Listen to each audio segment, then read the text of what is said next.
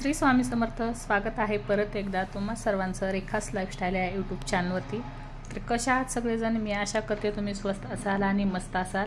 तर आज आहे ना पारंपरिक पद्धत काढलेली आहे. बघा जुनं कसं ना पावसाळा असला की आपण पहिले हे कामं करायचो, तर तेच काम मी आज आईला काढायला लावलेलं आहे. आई अजिबात काढत नव्हती, पण मी बोलली की काढ, कारण मला ड्रेस शिवायला येतात, ब्लाऊज शिवायला येतात, म्हणजे मशीनवरचं काम मला सगळंच येतं. हे जमत नाही असं नाही, बऱ्यापैकी मला ज्या नवीन नवीन गोष्टी आहेत त्याही जमतात. पण गोधडी मात्र एकदम म्हणतात शिवायला साधी सरळ आहे, सोपी आहे, पण ती मला अजूनही गोधडी शिवायला अजिबात जमत नाही आहे. म्हणजे मी जोडून दिलेली शिवू शकते मशीनवरती, पण मला स्वतः जोडता येत नाही आहे. तर त्यामुळं आज आईला बोलली की आई, माझ्याकडे साड्या वगैरे भरपूर असतात आणि मला कसं आहे ना गोधड्यांची खूप आवड आहे, मला आवडतात गोधडी शिवायला. तर आईला बोलली आई आज आपण गोधडी शिवूया, कारण बाहेर खूप पाऊस आहे आणि बाहेर काही जाता येत नव्हतं. आणि हा व्हिडिओ कन्फ्युजनमध्ये पडू नका, हा व्हिडिओ जुनाच आहे, पण अपलोड करायला थोडासा लेट झालेला आहे, त्यामुळे थोडासा उशिरा व्हिडिओ हा आलेला आहे. जेव्हा मी आईकडे होते तेव्हाचा हा व्हिडिओ आहे. एक दिवस तुम्हाला बोलली होती बघा मी, खूप पाऊस आहे आणि आज काही घराच्या बाहेर गेलो नाही कुठं. तर घरातही अजिबात करमत नव्हतं. दोन्ही भाऊ कामाला गेले होते, मी आई पप्पा लाडू कृष्णा आम्ही एवढेच घरी होतो. आणि भाऊजाई त्यांचं कामं करत होत्या, कारण एक भाऊजाई परत आहे ती यूट्यूबरच आहे, तर ती तिच्या कामामध्ये व्यस्त असते, मी माझ्या कामामध्ये व्यस्त असते आणि मला अजिबात करमत नव्हतं. तर आईला बोलली की चल आपण काहीतरी करूया. तर मग गोधडं मी आईला काढलं होतं, कारण मला शिकायचं होतं ते. कारण कसं असतं बघा, प्रत्येक गोष्ट यायलाच पाहिजे. असं तुम्ही म्हणता अगं बाई आता गोधड्या कोण शिवतं आणि गोधड्याची काय गरज आहे, भरपूर मार्केटला वस्तू आलेल्या आहेत नवीन नवीन. पण नाही, मला आवडतात गोधड्या, शिवायलाही आवडतात आणि मी अजूनही गोधडी अंथरतेही आणि पांघरतेही. बऱ्याच वेळेस मला जेवढी थंडी जर वाजायलेली असेल तर जोपर्यंत मी अंगावरती गोधडी घेत नाही तोपर्यंत माझी थंडी अजिबात थांबत नाही. म्हणजे बऱ्यापैकी गोष्टी आहेत नवीन नवीन माझ्याकडेही पांघरायला, पण माझं आहे ते, मला तेच आवडतं. तर बघा आईनं अशा प्रकारे साडी एक तिचे 2 जॉईंट करून दिलेले आहेत मला. आणि कसं होतं ना, मी मशीनवरती बऱ्याच गोष्टी शिवते, पण हातानं मला तेवढं नाही फास्ट जमत.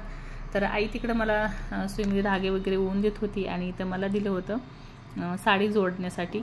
तर मी इथं साडी सुरुवातीला इथं जोडून घेणार आहे, कारण प्रत्येक गोष्ट ही आलीच पाहिजे आणि ही जुनी पद्धत आहे, पारंपरिक पद्धती आहेत आपल्या, तर प्रत्येक गोष्टी आल्याच पाहिजेत. आणि ही गोधडी शिवणार आहे आणि नेणारही मीच आहे, कारण इथं आईला ठेवणार नाही आहे.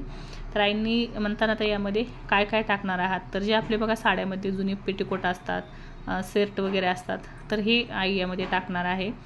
गाऊन असतात आपले ते टाकायचे आहेत. जर मऊ एखाद्या वेळेस पॅन्ट वगैरे असतात बघा, मऊ असतात त्या, म्हणजे जीन्स नाही बरं का, पण जीन्समधून बी बऱ्याच प्रकारचे जीन्स असतात, काही खूप कडक असतात, काही खूप मऊ असतात. जे मऊ आहेत ना ते तुम्ही टाकू शकता.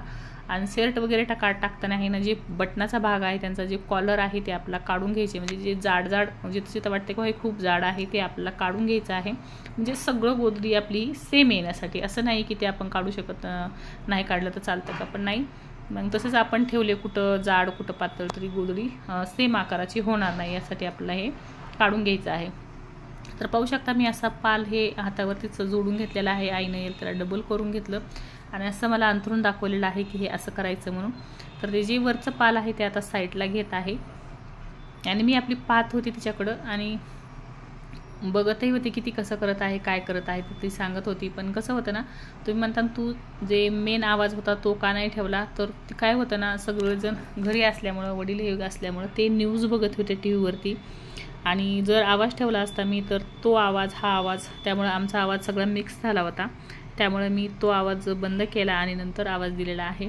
तर हे बघा जुना टावेल होता तोही आईने टाकलेला आहे. तर त्या टावेलच्या मापाचे सगळे आपल्याला कपडे टाकून घ्यायचे. हे आपले साड्याखालचे जे पेटीकोट असतात ते पेटीकोट आहेत, हेही आपल्याला असे घडीला घडी नाही टाकायची, ते आपल्याला उकलून घ्यायचे आहेत आणि नंतर मग त्याची एक पट्टी बनवून घ्यायची सेम आकाराची आणि ते टाकून घ्यायचं आहे. यामध्ये साईनं शर्ट बघा, हेच कॉलर वगैरे बटणं सगळं काढून घेतलेलं आहे तिनं. हे आपल्याला असं अंथरून घ्यायचं आहे आणि जिथं वाटतं बाबा आपल्याला की थोडीशी जागा शिल्लक आहे तिथं थोडीशी ॲडजस्टमेंट करायची. तर हे बघा इथं पिवळा पट्टा दिसत आहे, तर तिथं जे शर्टाचं कापड होतं एक्स्ट्राचं उरलेलं ते कापडाला आपल्याला व्यवस्थित ॲडजस्ट करून घ्यायचं आहे. तर नंतर आईचं बघून बघून मला ही जमू लागलं ते, म्हणजे जमतं. तुम्ही म्हणता तू काय नवीनच बघते काय गोधडी शिवते, तर असं काही नाही आहे, नवीन नाही बघत. पहिले पण प्रयत्न कधीच केला नव्हता, पहिले सुरुवातीपासून आई शिवायची कंटाळा यायचा मला आईनं असं पावसाचं वगैरे वातावरणामध्ये लहानपणी काढले कसं वाटायचं आई का असं एक दिवस घर राहते, पाऊस वगैरे असला की नसली कामं काढते आई, जुनी असं असेच कामं काढायची. मग मला तेव्हा खूप कंटाळा यायचा, मी तिच्याकडे बघतही नसायची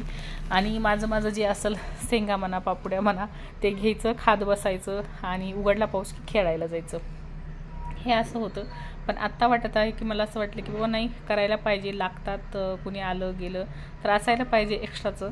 तर त्यासाठी आणि माझ्याकडं कसं आहे ना, साड्या भरपूर आहेत, माझे ड्रेस भरपूर पडलेले आहेत, भरपूर प्रमाणामध्ये माझ्याकडे कपडे आहेत. आणि आई तिकडं 2 दिवस आली तर आईला काही म्हणू शकत नाही की आई आपण गोधडी शिवूया किंवा काय करू, कारण आई जास्त दिवस राहत नाही. आणि आता तर बरेच दिवस झाला आई माझ्याकडं अजिबात आली नाही. मी आईकडं 2 वेळा आली पण आई काही आली नाही, कारण आईच्या मागं खूप राडा झालेला आहे. आता तो कृष्णाही आईकडंच आहे, त्यामुळे आईला अजिबात यायला जमत नाही आहे माझ्याकडं. तर अधूनमधून वेळ भेटला तर मीच आईकडे येते. तर त्यामुळं आपलं काम हे आपणच शिकायला पाहिजे, थोडासा वेळ लागेल, कारण जोडता आलं ना की बरोबर मग मला शिवता येईल. पण आणि बरेच गोधड्या आहेत, पण कसं होतं ना आई जोडून देते मला, मग त्यानंतर मी मशीनवरती शिवते. पण आज इथं मशीन नाही आहे, आज ही गोधडीच पूर्णपणे हातानंच शिवायची आहे. आई बोलत होती मला की मी जोडून देते आणि तू तुझ्या तिकडे गेले की मशीनवरती शिव. पण म्हणलं हिला अशी नेण्यापेक्षा आहे आपल्याकडे वेळ तर आपण हिला छान जोडूया पण, आणि जमलं मला जेवढी होईल तेवढी ना आपण शिवूया. तर आई पण बोलली हां चल ठीक आहे, जेवढी होईल तेवढी आपण शिवूया हिला. आणि ह्या साडीचा कलरही खूपच भारी होता, कारण नवीन साडी होती, साडी जुनी नाही आहे आणि ही साडी आईची आहे, म्हणजे मीच घेतली होती आईला. पण आईने बरेच वेळा घातली ना, आता मीच बोलली आई ह्या साडीचा आपण गोधडी शिवूया, कारण खूप भारी दिसेल ह्याची गोधडी. त्यामुळं तर इथे थोडंसं आहे ना साडीचं म्हणजे कोस असल्यामुळे साडी थोडीशी कमी पडलेली आहे.